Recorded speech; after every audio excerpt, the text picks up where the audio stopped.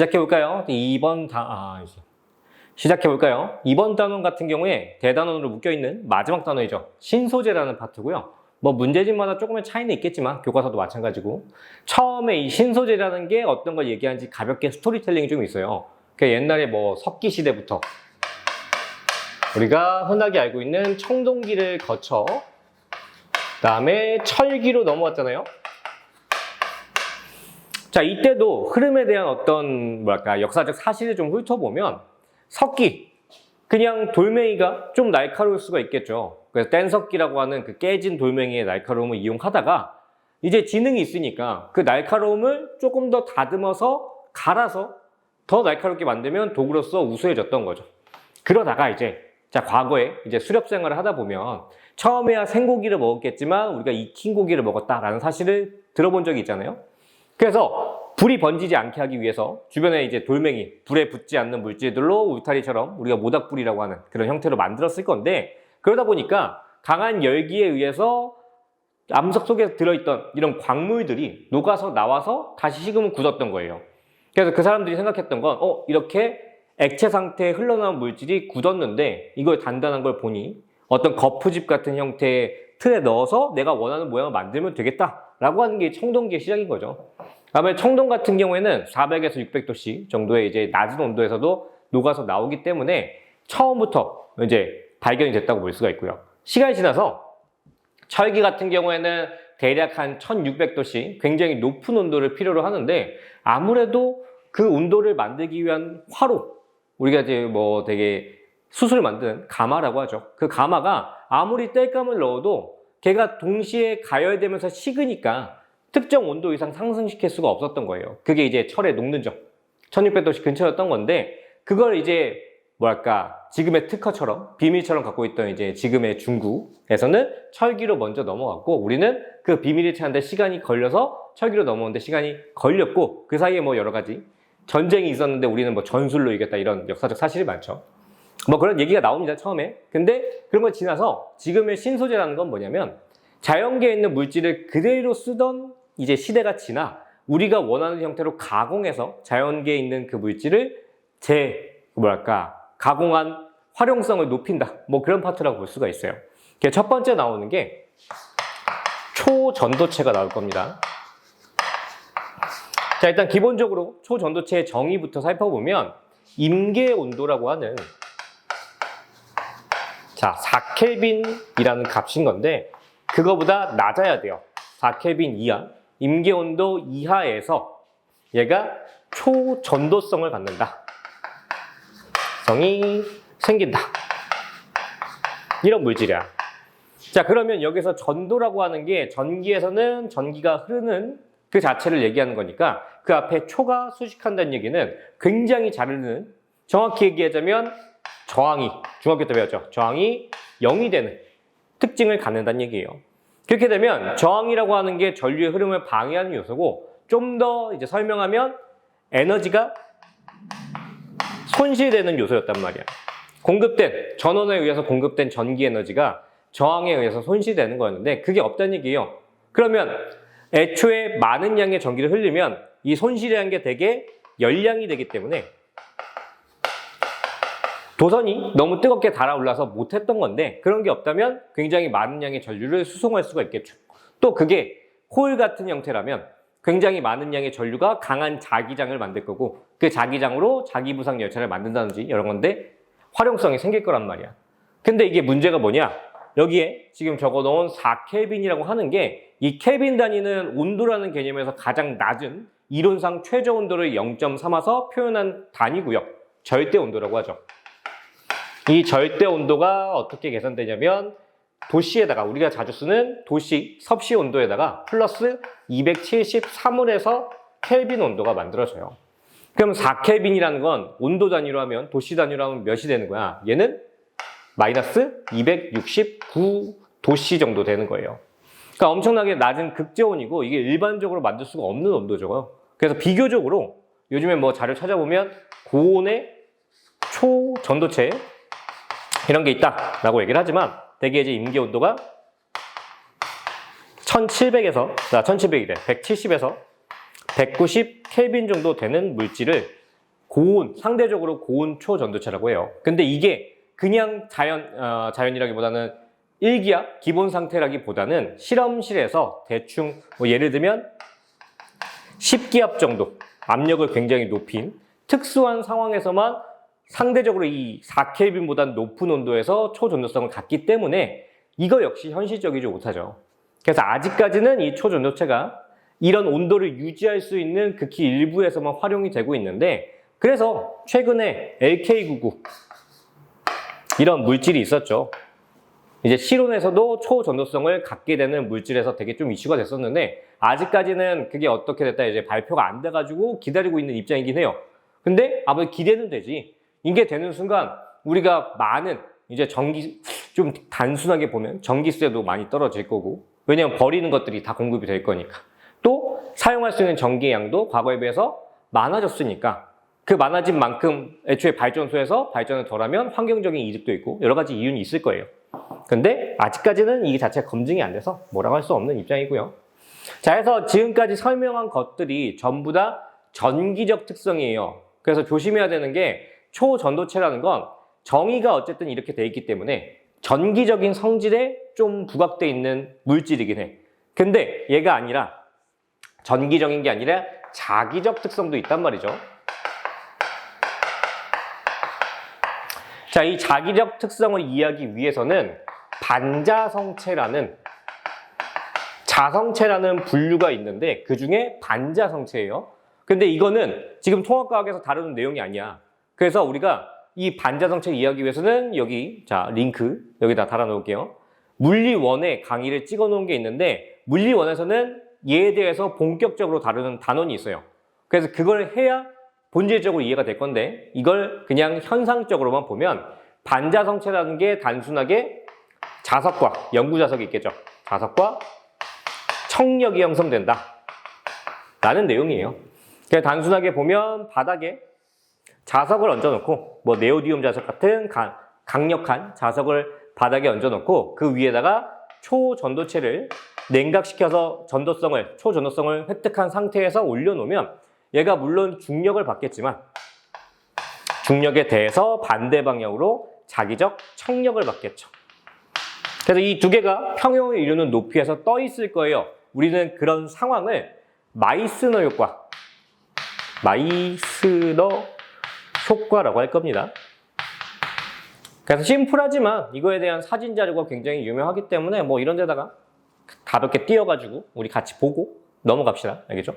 그래서 이런 초전도체 다시 정리하면 주의사항은 전기적 성질이냐 자기적 성질이냐 이걸 문제 풀 때 지문에서 조심해야 된다. 그것만 체크하고 넘어갑시다. 자, 그럼 한번 정리하고 뒤에 반도체로 넘어갈게요. 자, 반도체 같은 경우에 문제가 좀 있는데 뭐가 문제냐면 자, 일단 제목은 반도체고요. 자, 얘는 자연계에 있는 순수 반도체와 천연이라고 하기도 해요. 순수, 천연. 또는 여기에다가 인위적인 뭔가 불순물을 섞어서 불순물 반도체다 라고 하는 게 있는데 이 불순물 반도체가 P형 반도체와 N형 반도체가 있죠. 자, 그래서 P형과 N형의 어떤 특징이 기존에 있는 자연계에 있는 상태, 규소나 저마늄 이런 애들에 비해서 뭔가를 섞었기 때문에 특징이 달라진단 말이에요. 가볍게 얘기하면 이 불순물이 섞임으로써 불순물이라는 단어가 좀 부정적이지만 전기 전도성이 더 우수해지는, 좋아지는 특징이 생겨요. 이렇게 만들어진 P형과 N형 반도체를 얘 같은 경우에 위에 조그만데 보이실지 모르겠지만 얘는 PN 접합체고요. 옆에 있는 트랜지스터 같은 경우에는 PMP나 아니면 N 접합체예요. 자, 해서 우리가 이 트랜지스터나 아니면 다이오드에 대한 성질을 이해하려면 이런 본격적인 공부가 이론 공부가 들어가야 되는데 그게 안 되잖아요. 이건 통합과학에 안 나오는 내용이고 얘는 물리원에 나오는 내용이에요. 그래서 앞에서 얘기했던 자성체처럼 얘도 물리원에서 소단원 2개를 차지할 정도로 굉장히 좀 폭이 넓은 양이 많은 단원이기 때문에 여기 위쪽에 링크 또는 그냥 검색해서 물리원 강좌 중에 반도체라는 단원이 있을 거예요. 거기 들어가서 공부를 하시고 보시면 왜 얘네들이 이런 성질을 갖게 되는지 좀 궁금증이 풀리실 겁니다. 그래서 통합과학 수준에서만 이 강의에서는 가볍게 짚고 넘어갈게요. 자, 보시면 다이오드 같은 경우에는 뭐가 있냐? 한쪽 방향으로만 전류가 흐르게 하는 정류작용이라는 게 있죠. 우리는 이걸 정류작용이라고 할 거예요. 그래서 만약에 플러스 마이너스 건전지가 회로도에 설계되어 있는 다이오드의 방향과 반대로 걸리게 되면 다이오드는 전류를 차단시키는 역할을 해요. 그래서 어떤 회로도가 장치가 예를 들어 뭐 선풍기 같은 경우, 전동기 같은 경우 제대로 된 전류가 공급이 안 되면 반대로 돌겠죠. 그래서 그런 경우에 차단시킬 수도 있고 그런 여러 가지 뭐 활용도에 따라서 방향을 결정할 때, 그러니까 방향을 뭐 일방통행이라고 그렇게 방향성을 정해 놓을 때 사용하는 장치라고 보시면 되고요. 트랜지스터 같은 경우에는 밑에 작아서 안 보이겠지만 증폭작용이나 아니면 스위치 역할을 한다 라는 설명이 있을 거예요. 증폭이라는 건 외부에서 들어온 신호, 예를 들어서 뭐 감지기, 마이크 같은 데서 감지한 작은 소리를 안에 있는 컴퓨터에 전달할 때는 파형의 진폭을 늘려서 공급해주는 그런 장치가 될 수도 있고, 아니면 외부에서 들어온 어떤 전압이 이 장치를 차단시켰다가 그 전압이 일정량 이상 떨어지면 장치가 작동되든, 아니면 역으로 어떤 특정 값의 전압 이상이 외부에서 걸려줘야 장치가 작동하던 이런 기준 역할, 스위치 역할을 하기도 하는데, 이 트랜지스터는 심지어 물리 2에 나오고요. 거기서도 제대로 안 다뤄요. 회로도에 대한 이해가 없는 상태에서 트랜지스터라는 장치만 알려줘도 그것도 다 이해가 안 되거든요. 그래서 뭐 다이오드야 어느 정도 이해를 시키고 넘어갈 수 있는데, 트랜지스터는 그냥 이론 공부 자체가 아직까지는 좀 시기상조다라고 볼 수가 있기 때문에 증폭과 스위치 역할을 한다. 근데 뭔지 모르겠지만 그런 역할을 한다더라 정도로 마무리하시는 게 정신건강에 이로우실 겁니다. 그래서 그 정도에서 마무리하고 넘어가고, 세 번째 있는 발광 다이오드, 위에 명칭 보면 LED라고 되어 있는데 이게 빛을 방출시키는 다이오드예요. 그래서 얘도 엄밀히 말하면 PN 접합체가 될 거예요. 자, 만약에 여러분들이 지금 이 강의를 여기 물리 강의를 다시 보고 얘를 보는 상황이라면 P에서 N, 아니죠, 반대로 양공은 이렇게 가겠지만 전자가 N형에서 P형으로 이동을 할 거예요. 자, 가볍게 이미지상, 자, 회로도에 P형과 N형 반도체가 있고, 이때 P형에는 양공이라고 하는 전자가 위치할 수 있는 어떤 빈 공간이 있고, N형에는 전자가 있을 거거든요. 이때 전자가 이쪽으로 이동하게 만드는 특징이 있어요. 이게 아까 했던 정류 작용할 때 정류 방향이야. 이쪽으로 이동하기만 해야 돼. 그러다 보면 에너지적으로 봤을 때 전자가 P로 넘어가면서 에너지가 감소해야 돼요. 그러면 예전에 우리가 에너지 준위했을 때처럼 이미 갖고 있던 에너지보다 작은 상태가 돼야 되니까 이 감소량만큼 외부에 방출하게 되는 거죠. 근데 그 방출하는 에너지가 무슨 형태니까 빛에너지 형태이기 때문에 빛이 나는 게 LED라는 장치예요. 그래서 그 에너지의 크기에 따라서 색깔도 결정할 수가 있죠. 자, 옆에 있는 OLED, 유기 발광 다이오드, 이 앞에 있는 O라는 알파벳이 오가닉, 유기물이라는 뜻인데, 유기물이 우리가 얘를 뚜렷하게 정의한 적이 없어요. 그래서 얘를 뭐라고 정의할 수가 있냐면 말 그대로 기운이 있는 물질이거든요. 얘를 그래서 어떻게 정의를 하면 되냐, 우리가 얘를 분해해서, 화학적으로 분해해서 에너지를 얻을 수 있는 물질, 그래서 에너지원이라고 볼 수가 있어요. 자, 그게 필름, 지금 얘 같은 경우는 사진에 좀 휘어져 있는 거 보니까 그래핀 위에다가 도포를 한 것 같은데, 유기물에다가 전기 에너지를 걸어서 빛을 내게 만드는 거죠. 어떻게 보면 연소 같은 거예요. 태워가지고 빛을 내는 것처럼. 그래서 우리가 요즘에는 이 OLED라는 게 굉장히 이미 뭐 QLED 이렇게 넘어가고 있는 시기이긴 하지만 그래도 아직까지는 OLED가 대부분이죠. 그래서 필름 자체가, 화면 자체가 빛이 뿜어지는 장치이기 때문에 사각 없이 화면 안에서 어떤 각도로 보든 상관없이 모든 전방향에서 화면 표면에서 뿜어지는 빛에 의해서 선명한 화질을 볼 수가 있죠. 그래서 들어봤을지 모르겠지만 이 OLED의 단점 같은 경우에는 버닝 현상이라고 해서, 이게 유기물이다 보니까 너무 오랜 시간 과도하게 사용하면 유기물이 말 그대로 연소해서 타버려요. 그러니까 제거된다는 얘기죠. 그러면 주변에 있는 다른 영역은 빛이 잘 뿜어지고 있는데 특정 부분만 자꾸 상대적으로 밝기가 밝은 무늬가 반복돼서 타버렸다면 거기가 밝기가 어두우니까 어떻게 보이겠어요? 검은색으로 보이겠죠. 물론 거기서 빛이 뿜어지고 있는데 모든 유기물이 한 번에 탄 건 아니니까 뿜어지고 있을 건데 주변보다 상대적으로 어두워지는 버닝 현상이라는 게 생겨요. 그래서 예를 들자면 그 TV가 전시용이라서 하루 종일 MBC 뉴스만 틀어줬다. 그게 몇 년까지 좀 그렇고 몇 달 반복됐다. 그러면 다른 채널을 틀어도 위에 MBC라는 잔상이 계속 남게 되는 거죠. 그런 걸 버닝 현상이라고 합니다. 근데 이게 지금 QLED라는 이제 퀀텀 닷, 양자점이라는 방식으로 바뀌면 이런 단점은 사라질 거고 초기에는 이제 이렇게 얘기해도 되나? 삼성의 TV 방식이 이제 LG는 아직 OLED 상태에서 QLED 방식으로 넘어오면서 홍보를 많이 했죠. 뭐 그런 TMI가 있습니다. 자, 해서 반도체 여기서 마무리하고 뒷장으로 이제 넘어가 볼게요. 자, 이어서 세 번째 뭐가 있냐면 LCD라는 게 있을 건데 이 LCD라는 건 과거에 이제 CRT 모니터, 전자를 쏴서 표면에 발광시키던 그런 방식에서 벗어나서 지금 TV나 모니터 형태처럼 굉장히 얇아질 수 있었던 첫 방식이에요. 뭐 PDF나 그런 것도 있었지만 걔도 어느 정도 뚱뚱해져. 그래서 얘가 어떤 방식이었냐라는 이론적 설명이 들어가려면 우리는 편광이 뭔지 알고 넘어가야 돼요. 근데 이 편광이라는 게 지금 물리 1에도 없고 물리 2에도 뚜렷하게 설명하는 부분은 없어요. 거기에 이제 뭐 반사되는 그런 파트에서 편광이 잠깐 언급이 되는데 얘가 어렵진 않거든요. 이름 뜻 그대로 광이, 빛광자가 나눠진다는 뜻이에요. 그래서 옆에 그림을 보면 알겠지만 자, 빛이라고 하는 건 우리가 어떤 형태냐라고 했을 때 파동이고요. 파동이면서 횡파의 형태를 갖고 있어요.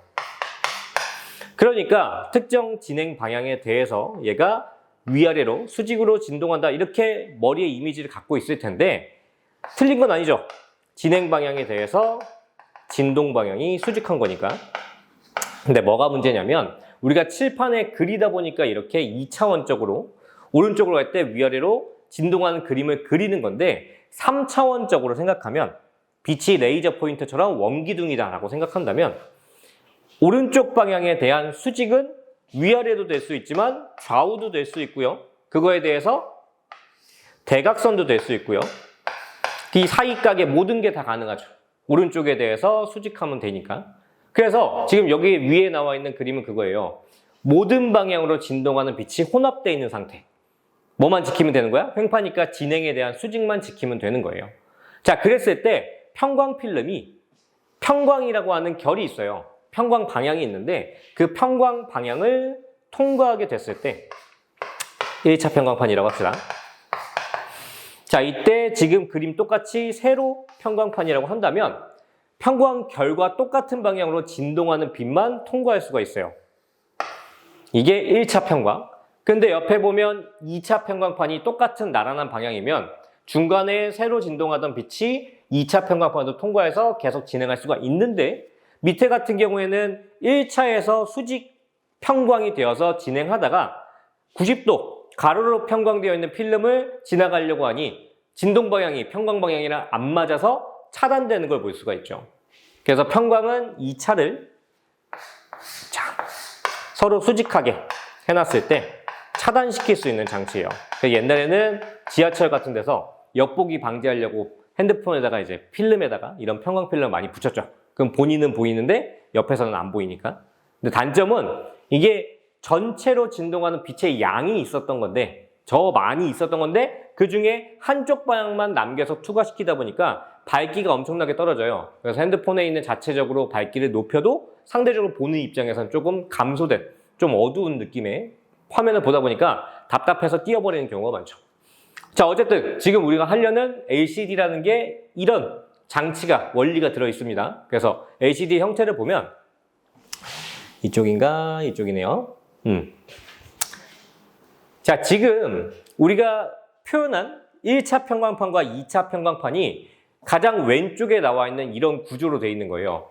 그래서 톱니처럼 되어 있는, 자, 위쪽을 좀 더 크게 보면, 자, 필름의 위쪽이 톱니처럼 이렇게 돼 있는 거죠. 자, 이렇게 톱니처럼. 그리고 밑에 이렇게 튀어나와 있는 구조. 그러면 이 상태에서 이 사이에 얘가 크리스탈, 유리를 얘기하시는 건데, 유리 입자가 유동성을 갖고 있어요. 근데 왜 그러냐?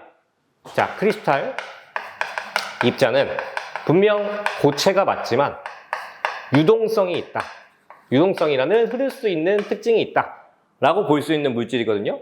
그 이유는 내부에 있는 결정 구조가 다 이런 캡슐 같은 구조고요. 캡슐이 다닥다닥 붙어서 전체적인 물질을 구성하고 있어요. 그러다 보니까 이런 홈에 저 안에 크리스탈을 채워 넣으면 홈의 모양의 차곡차곡 중력에 의해서 입자가 쌓이게 되는 거죠.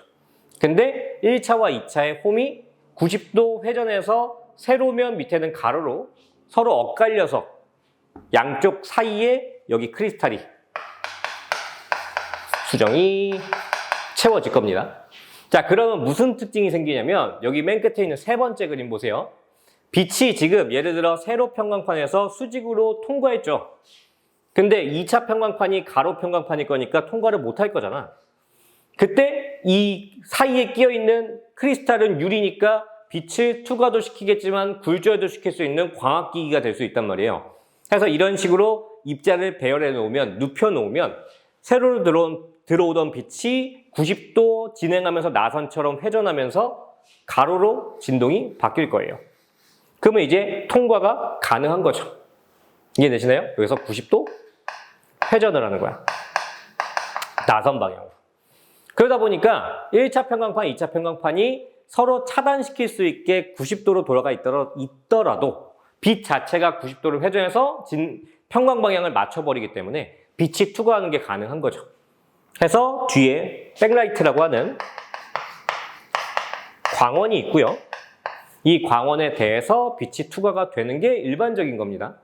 이런 상황인데 이제 무슨 문제가 생기냐면 가운데 얘가 필름에 전압이 없을 때고 얘가 필름에 전압이 있을 때인데 이 필름 자체가 금속 필름, 그러니까 대전시킬 수 있는 필름이다 보니까 여기에다가 전압을 걸게 되면 자, 이렇게 봅시다.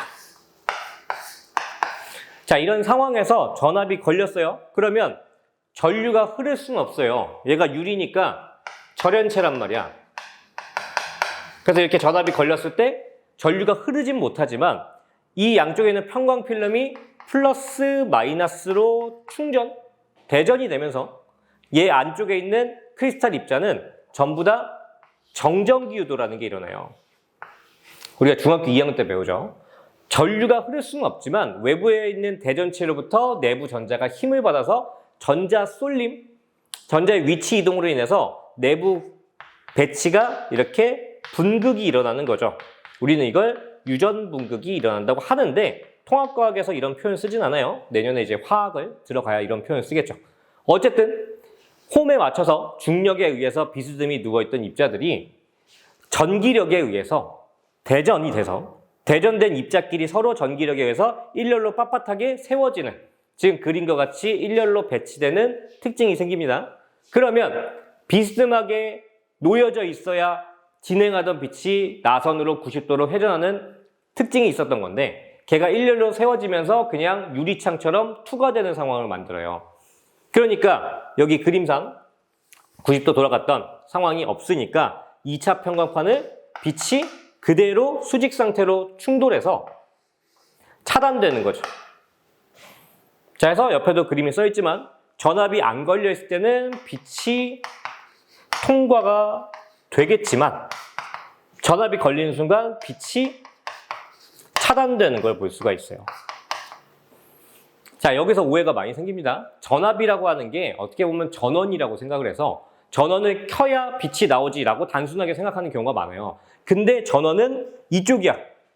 장치의 전원은 화면 완전 뒤편에서, 백그라운드에서 들어오는 조명, 광원, 걔의 전원이 장치의 전원인 거고 얘는 항상 나오고 있어요. 빛은 계속 출력되고 있는데 앞에 빛이 진행하는 쪽에 평광 필름에 전압을 걸어주냐 안 걸어주냐, 이게 빛을 통과시키냐 차단시키냐 차이를 만들었던 거죠.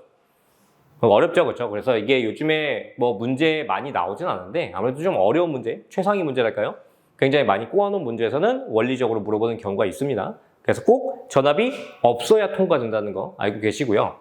자, 그래서 얘가 이 앞에 뒤에 있는 백색 광원에서 통과가 된다, 안 된다만 있으니까 최종적으로 이 앞에는 빛의 삼원색인 RGB 색깔 필터가 있어요. 색 필터. 그래서 빛이 통과되면 빨간색이 보이는 거고 안 되면 빨간색이 안 보이는 거고 마찬가지로 G와 B, 초록과 파란색도 그렇게 방출돼서 그 한 칸, 화소라고 하는 한 칸의 색깔이 결정이 되는 거죠. 그래서 이걸 작게 만들면 화소가 충분히 작아질 수 있기 때문에 과거에 CRT라고 하는 뚱땡이 모니터, 이것도 여기에 잠깐 이 빔 있던 자리에 잠깐 띄워볼까요? 여러분들은 아마 살면서 본 적이 없을 수도 있는데 저런 모니터에서 비약적으로 선명하고 부피도 줄어들고 굉장히 좋아 보이는 형태로 LCD가 개발이 됐던 거죠. 자, 근데 이거의 치명적인 단점은 뭐냐면 아까 지하철 얘기했던 것처럼 빛이 거르고 걸러서 앞으로 진행하게 되면 최초에 발생한 광원보다 많이 적어져요.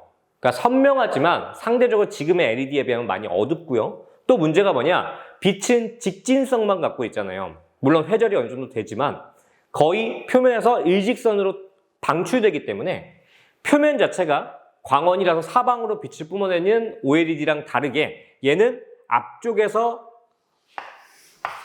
빛을 받아야 화면이 선명하게 보여요. 만약에 정면에서 사람이 화면을 보는 게 아니라 상대적으로 떨어져 있다. 그럼 여기서 돌아오는 빛은 거의 없다. 그 화면이 어떻게 보이는 거야? 굉장히 회색빛으로 어두워 보이게 되는 거죠. 그러다 보니까 굉장히 불편했어요. 정면에서 조금만 어두워. 이게 심지어 좀 유명한 짤이 있는데 저 서울 같은 데 가면 이제 건물 꼭대기에 옥상에 전광판이 있잖아요. 그 전광판이 LCD로 되어 있으면 차로 지나가면서 볼 때 갈 때까지 안 보이는 거야. 전광판이 회색빛에 굉장히 빛이 죽어있는 색이 가까워요. 그러다가 걔 지나가서 1대1로 마주 봤을 때 그때 선명하게 보이는 거죠. 그래서 굉장히 치명적인 단점이 있지만 이게 LED라고 하는 지금의 그 디스플레이 장치랑은 단가 차이가 좀, 가격 차이가 좀 있기 때문에 아직도 단순한 뭐 온도계나 아니면 에어컨, 리모컨 이런 흑백 디스플레이 장치, 계산기 이런 장치에는 많이 디스플레이 장치로 사용하죠. 어차피 정보량만 보면 되니까 얘가 과거에 이제 뚱뚱했던 거는 리모컨으로 만들 수가 없잖아요. 그렇죠? 그래서 얇은 디스플레이가 필요한데 그게 그렇게 비싼 제품이 아닐 때는 아직도 LCD가 사용은 되고 있습니다. 자, 여기까지 해서 일단 얘를 마무리하고 뒤에 역시나 신소재를 계속 이어서 진행을 해볼게요. 자, 이어서 탄소에 대해서 할 건데 하기 전에 잠깐 중간에 끼어있던 작은 내용이 뭐가 있냐면 플러스 네오디움 자석. 자, 얘 같은 경우에는 우리가 자연계에서 이제 찾아내는 이제 철광석 속에 들어있는 그 자석들, 연구자석이라고 하죠, 흔히. 연구자석. 우리가 실험실에서 많이 보는 그거 얘기하는 거예요. 빨간색, 파란색 색칠되어 있는 그 자석에다가 붕소 같은 걸 섞으면, 자, 원소기호 B, 붕소 같은 걸 섞으면 얘의 자기적 성질이 굉장히 증폭되는 걸 볼 수가 있어요. 그래서 강력해진 자석을 네오디움 자석이라고 부르고 요즘에는 문구점에도 많이 팔죠. 과거에는 이제 저장 매체가 하드를 많이 쓰다 보니까 자석의 위험도가 있어서 많이 안 팔았던 것 같은데 요즘은 이제 유전체, SSD 같은 이런 저장 매체로 바뀌면서 자석에 의해서 영향받는 것들이 거의 없어졌어요. 그래서 맥세이프 같은 것도 다 자석이죠. 자석에 닿아도 제품들이 안 망가지기 때문에 지금은 네오디움 자석을 많이 씁니다. 자, 어쨌든 이거 알아두시고 거기에 대해서 예시가 하드디스크가 있다. 이게 누락돼 있고요. 그 다음에 탄소체로 넘어가 볼게요. 자, 우리가 순수한 탄소체, 탄소로 만들어진 물질이 흑연이라는 물질이 있고 다이아몬드도 순수 탄소체죠. 다이아몬드. 자, 둘의 차이점은 흑연 같은 경우에는 우리가 이제 할 이런 그래핀 같은 육각 벌집 구조가 여러 개가 병렬로 중첩되어 있는 상태고 다이아몬드 같은 경우에는 굉장히 빼곡하게 거미줄처럼 방사형으로 탄소체가 뻗어 있는 상태예요. 그래서 내부 구조가 다른 건데 결정 구조가 다른 건데 흑연과 다이아몬드라는 완전 다른 특징을 만들게 되는 거죠. 자, 지금은 흑연이라고 보시면 돼요. 흑연을, 자, 최초의 그래핀이라고 할까요? 흑연을 자세히 보고 싶은 거야. 그럼 어떻게 해야 돼? 그 표면에 있는 작은 이제 조각, 걔네들 떼어내서 봐야 되는데 쉽게 얘기하면 그거예요. 우리가 되게 좀 뭐 유리 같은데 지문이 잘 묻잖아요. 거기에다가 스카치 테이프로 붙여서 떼면 지문을 분리할 수가 있잖아. 그런 것처럼 흑연에다가 스카치 테이프를 붙여서 떼서 그거를 현미경을 봤던 거야. 그걸 계속 반복하다 보면 정말 잘 예쁘게 한 겹으로 박피된 그래핀 같은 저런 육각 벌집 구조가 보였던 거죠. 그게 최초의 이제 물리적 분리라고 볼 수가 있어요. 지금이 이제 산염기를 이용해서 화학적 분리를 하지만 과거에 최초의 그래핀은 이렇게 탄생했다. 근데 그 그래핀이라는 게, 자, 진짜 쉽게 생각하시면 돼요. 저런 벌집 구조가 그냥 2차원 평면상에 배치되어 있기 때문에 우리는 원자를 볼 수가 없죠. 원자가 너무 작으니까 안 보이는데 그 원자보다 가운데 있는 벌집의 빈 공간이 어때요? 얘가 지금 꼭지점이 다 탄소인데 가운데 빈 영역이 훨씬 크잖아요. 그래서 우리는 이 옆에 있는 원자도 구분할 수가 없기 때문에 원자가 안 보이는 상태에서 빈 공간을 빛이 뚫고 지나가면 투명한 형태의 물질을 볼 수가 있는 거죠. 물론 존재하죠. 존재하니까 보이긴 하는데 옆에 테두리도 있고 하니까 전체적으로 투명한 필름 형태로 보일 거예요. 근데 얘가 탄소의 성질을 그대로 갖고 있기 때문에 투명하면서 탄소체 전기 전도성과 그리고 열 전도성이 좋다라는 특징을 갖고 있죠. 우수하다. 얘도 이렇게 할까? 그래서 뭐에 많이 쓰는 거야? 그래핀을 이용한 디스플레이 장치에 많이 사용하죠. 기판 형태로. 그러다 보니까 뭐가 좋아? 자, 뒤에 탄소 나노 튜브도 하겠지만 얘 같은 경우에 탄소체의 기본 특징, 탄성이 이제 휘어지는 이런 플렉시블 형태를 얘기하는 건데 그거 이제 접은 상태, 완전히 종이처럼 접어. 그럼 부러질 수도 있잖아요. 그렇죠? 그래도 얘가 단단함을 갖고 있어요. 그래서 완전 종이처럼 지금 접는 건 불가능하지만 그래도 어느 정도 많은 각도로 접게 만들어도 뭐 부러지거나 탄성 파괴가 된다거나 그런 문제는 아직까지는 없다. 그래서 계속 발달하고 있는 중이죠. 그래서 언젠가는 신문처럼 이렇게 접을 수가 있는 날이 올 수도 있어요. 자, 그래서 우리는 얘를 많이 디스플레이로 쓰고 있다라는 게 첫 번째 시작이고요. 얘를 이제 어떻게 본 거야? 머리카락보다도 훨씬 얇은 형태로 원기둥의 형태로 말았더니 제가 하나의 실처럼 됐다고 보시면 돼요. 그래서 두 번째, 탄소 나노 튜브인데 튜브가 관을 얘기하는 거지. 그래서 원기둥의 형태다 보니까 관이라고 볼 수가 있고 제가 무슨 특징이 있냐? 밀도가 굉장히 작아요. 자, 밀도가 작으면 무슨 특징이 와? 가볍잖아. 근데 뭐보다 작냐면 밀도가 알루미늄보다 작아요. 보다 가볍다. 자, 우리가 금속 중에 가벼운 금속을 생각해보면 알루미늄이 대표적으로 떠오르는데 그거보다 가벼워. 근데 장력이라고 할 거예요. 물체가 끊어지지 않는 이제 줄 같은 게 끊어지지 않고 버티는 힘, 그걸 장력이라고 하는데 그 장력이 굉장히 강합니다. 뭐보다? 철보다. 그래서 가벼우니까 약할 것 같지만 그게 아니라 오히려 세요. 그래서 지금 현존하는 지구상의 물체 중에 가장 강력한 물체라고 볼 수가 있어요. 얘를 이제 어떤 섬유라고 하는 실 같은 형태니까 그거를 이제 옷을 만드는 것처럼 짜가지고 몸체를 만들 수가 있죠. 그래서 우리가 흔히 카본 바이크 이렇게 하는 것처럼 카본이라는 이제 탄소의 명칭을 붙여서 그 제품들을 얘기를 하는데 카본체들은 흔히 뭐 유명한 짤로 자전거가 되게 이제 카본 자전거 뭐 1,500만 원, 2,000만 원 이런 차 정도 가격 나가는 비싼 자전거가 모닝과 부딪혔는데 모닝의 프레임이 우그러지고 자전거는 멀쩡한 그 정도로 단단함을 볼 수가 있죠. 근데 얘도 어쨌든 탄소체니까 여기서 얘기한 여기 딱 2번에서 얘기한 전기 전도성과 열 전도성이 좋아요. 자, 그래핀 같은 경우에는 전기 전도성이 좋다는 성질을 활용했지만 탄소나노 튜브는 열 전도성이 좋다는 성질을 활용하면 비행기나 아니면 우주선의 항공체의 몸체로도 많이 사용하죠. 왜냐면 공기 마찰에 의해서 굉장히 높은 온도로 상승해. 걔네들이 음속을 초과할 정도로 굉장히 빠르게 나르게 되면 공기 마찰이 어마어마하죠. 몸체가 달구어질 건데 그만큼 빠르게 식는 것이 전도성이 좋으니까. 그래서 이렇게 사용을 하는 제품이다.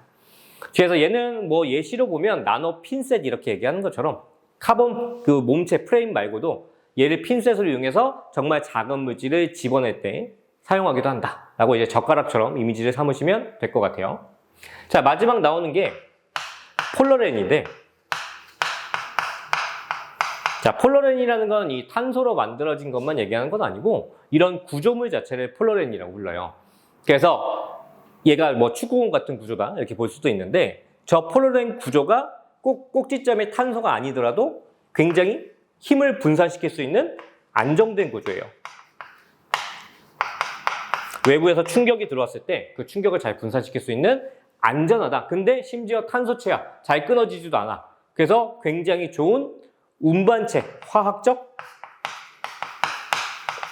운반, 이거 전이 아니고 화학적 운반체라고 볼 수가 있죠. 저 안에다가, 공 안에다가 뭔가 이제 화학적 물질을 넣어서 운반을 시킨다든지 아니면 이 나에게 이 한쪽 끝에 화학적 작용기를 하나 붙여가지고 얘를 어딘가 이제 넣었다가 다시 뺐을 때 이 작용기가 변화가 있는지 없는지 확인해서 암을 검사한다든지 뭐 그런 식으로 활용하는 거죠. 또는 이게 어쨌든 공인데 뻥 뚫려 있으니까 투과가 잘 될 거 아니야. 뭔가 이거보다 작은 물질이 잘 지나다닐 텐데, 그때 이제 우리가 중학교 2학년 과학에서 배울 때 해양의 해수의 담소화라는 기술을 배울 건데, 그렇게 접근했던 방식이기도 해요. 여기에 이제 해수를 투과시켜서 거기에 있는 염류를 잡아두면 투과된 물은 깨끗하다는 좀 이상하죠, 그죠? 더러운 건 아니었는데 염류가 제거된 담소화시킬 수 있는 거니까. 그래서 그렇게 사용하는 파트라고 보시면 될 것 같아요. 다 암기니까 여러분들 입장에서 그냥 내가 한번 훑어준 거지 책 보면서 찬찬히 암기를 하시면 그렇게 뭐 어려운 파트는 아닙니다. 그래서 탄소체 여기서 마무리하고 마지막 자연모방 이제 여러 가지 뭐뭐 있는지 가볍게 훑고 강의를 마무리해 봅시다. 자, 보세요. 지금 연잎에 대한 사진이 맨 처음 나와 있는데 1번 연잎. 자, 얘 같은 경우에 굉장히 표면에 나노 단위의 돌기가 나 있어요. 나노 간격의 돌기. 자, 그래서 나노라는 게 10의 마이너스 9승이잖아요. 그렇죠? 이 정도로 굉장히 짧은 간격으로 이 표면에 가시, 솜털 같은 가시가 다 있는 거야. 그러면 이제 이것 때문에 무슨 일이 생기냐면 물 분자가, 물이 이제 수증기 입자가 분자가 굉장히 많이 모여서 액체 상태의 분자를 이루면 얘가 가시 간격보다 큰 거죠. 그래서 이 가시 위에 그 표면 장력이라고 하죠. 응집력에 의해서 구형태로 떠 있을 수밖에 없는 거야. 그러면 안에 있는 이 표면은 어떻게 되는 거야? 이 안쪽에 있는 표면은 물이 닿지 못하는 거죠. 못함. 그래서 방수 처리할 때 이 연잎 구조를 많이 사용한다. 그래서 우리 뭐 자동차 같은 경우에도 유리에다 발수 코팅이라는 거 하죠. 원리는 비슷합니다. 그 표면에다 굉장히 나노 단위의 작은 입자가 머무르게 만들면 그 입자 위에 물방울이 떠 있기 때문에 자동차가 달린다든지 아니면 강하게 뭐 뿌려지는 관성에 의해서 털어지는 상황에서는 물 분자가 튕겨나가는 거죠. 또는 위에서 구슬져서 중력에서 이 앞에 있는 전면 유리의 경사를 타고 흐르게 되니까 우리는 물이 머물러 있지 않고 선명한 시야를 볼 수가 있게 돼요. 자, 밑에 상어비늘의 미세 돌기인데 이게 예를 들어 이런 거예요. 우리가 물을 헤엄치고 진행하려면 당연히 물이라는 애들을 가르고 지나가야 되기 때문에 저항력을 받을 수밖에 없어요. 그러면 그 저항을 이기고 가려면 내 몸 표면에 물이 잘 흐를수록, 유체가 잘 흐를수록 유리한데, 그래서 뭐 흑등고래, 비슷한 예로 흑등고래라는 것도 있습니다. 지느러미 위에 얇은 이렇게 돌기 같은 게 이렇게 나 있으면,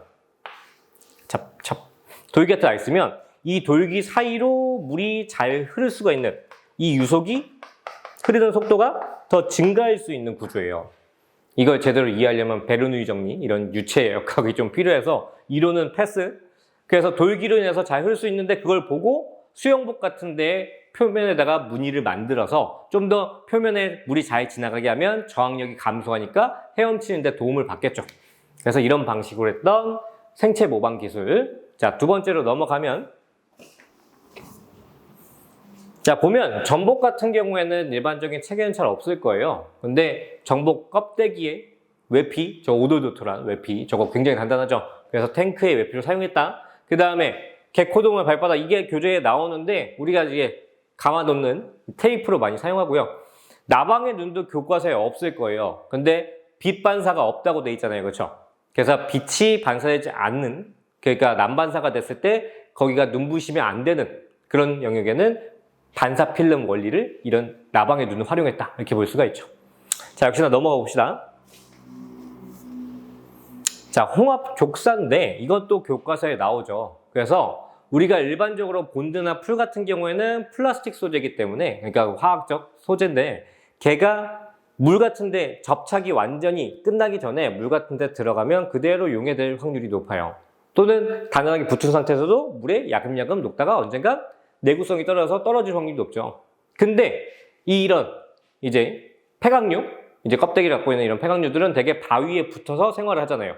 그래서 되게 이제 뭐 썰물이 돼서 물이 빠지면 바위에 다다다닥 붙어 있는 걸 볼 수가 있는데, 그럼 걔네들은 바위에 붙기 위해서 뭔가 접착제로 바위에 본인의 몸을 붙였을 거 아니야. 그게 쉽게 얘기하면 홍합의 침인 거죠.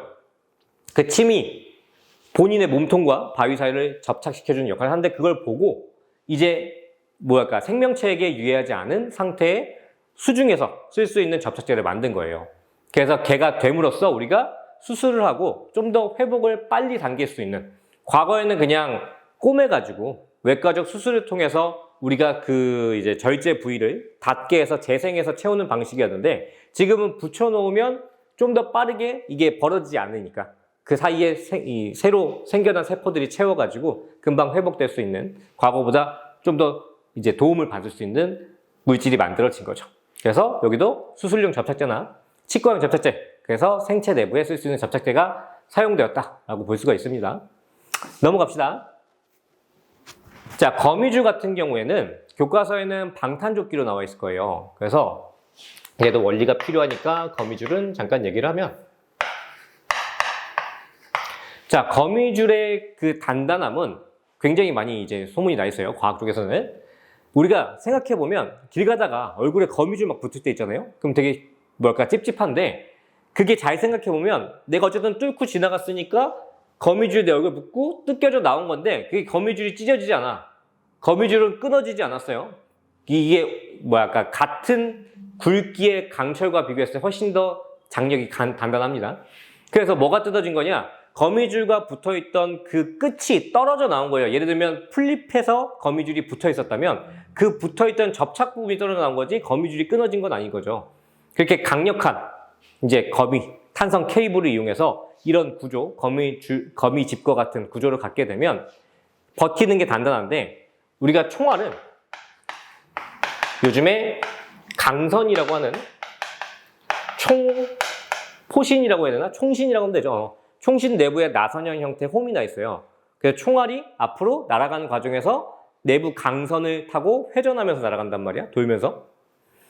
거기서 이제 회전력을 얻는 거죠. 이제 뭐랄까 레일을 타고 계속 돌면서 나간다고 보시면 돼요. 그래서 날아가는 총알이 나선으로 회전을 하면서 날아가다 보니까 회전으로 방출. 이 나선 회전이 관통력을 높여주는 역할을 합니다.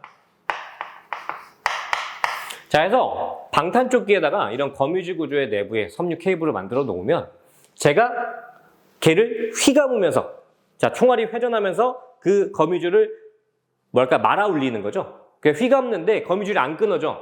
그러니까 회전이 점점 느려지다가 관통력이 떨어져서 결국 못 뚫게 되는 거예요.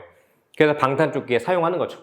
근데 방탄조끼가 총알을 막아주긴 하지만 그 총알이 갖던 물리적 파괴력을 없애는, 걔가 가진 역학적 에너지를 없애는 건 아니기 때문에 그 물리력은 그대로 사람한테 옵니다. 그래서 실제로 총알은 막았지만 뼈가 부러진다든지 아니면 뭐 엄청나게 큰 피멍이 된다든지 이런 물리적 피해를 받을 수는 있어요. 그래서 여기 보면은 거미줄 이용한 뭐 여러 가지 끊어지면 안 되는 파트에 사용했다라는 예시가 나와 있습니다. 참고하시고요. 자, 넘어가면 마지막이죠, 그렇죠? 지금 준비해 놓은 자료의 마지막인데, 여기 중에 우리가 이제 알아야 되는 거는 벨크로 테이프, 이제 독고마리 열매라고 되어 있죠. 책에는 독고마리 열매, 찍찍이 이렇게 되어 있을 건데, 벨크로 테이프라고 하는 찍찍이에 사용하고요. 자, 박쥐는 뭐가 나온 거냐면 초음파 센서, 초음파라고 하는 음파를 이용해서 걔가 퍼져나가다가 뭔가 물체가 있으면 반사돼서 되돌아오는 간격이 짧아지니까 그 초음파가 방출되고 반사돼서 되돌아오기까지 시간 간격을 통해서 주변의 사물을 인식하는 방식을 로봇 청소기에 넣으면 로봇 청소기가 알아서 장애물을 피해서 바닥을 청소하게 되겠죠. 나머지는 교과서에 많이 없는 거니까 그냥 이런 것들이 있다. 가볍게 참고하고. 자, 그러면 이 대단원이 이렇게 마무리가 됐고요. 뒤에는 물리, 역학적 시스템, 지구 시스템, 그 다음에 생명 시스템 이렇게 어떤 특정 파트에 대한 단원이라고 해야 되나? 물리, 지학, 생물 이런 단원에 대한 게 나오고 뒤에 산염기 이렇게 계속 진행이 될 건데 첫 단원은 마무리가 됐어요. 그래서 지금 이 파트가 신소재 파트가 전부 다 예시가 계속 나와요. 파트별로. 그러니까 여러분들이 학교 공부를 하는 입장에서는 예시는 절대적으로 중요한 거니까 내가 굳이 언급을 안 했더라도 나는 이제 원리적인 설명을 주로 하려고 이런 영상을 찍는 거니까 예시는 꼭 교과서에 있는 걸 공부를 하셔야 됩니다. 알겠죠? 그럼 여기서 마무리를 하고 고생하셨어요.